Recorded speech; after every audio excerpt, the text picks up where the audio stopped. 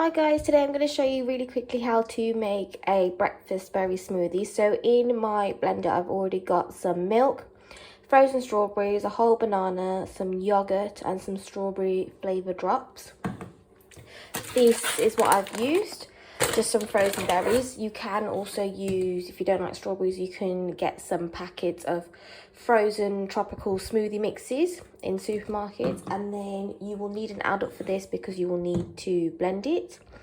You can also add more milk depending on how thick you like your smoothies, and you can also change the toppings as well. So if you don't like banana, you can add something else, and if you want for it to have a little bit more of a bite to it, you can also add some porridge oats too. So the next step now is we're going to blend it, so you will need an adult for this.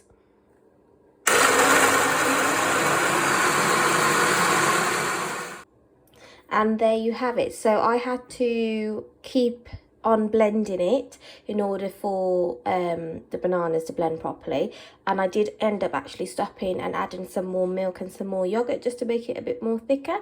And then once it's been fully blended, you can just drink it, and you can also make it into a smoothie bowl as well by adding some fresh fruit cut on top. And I hope you enjoy.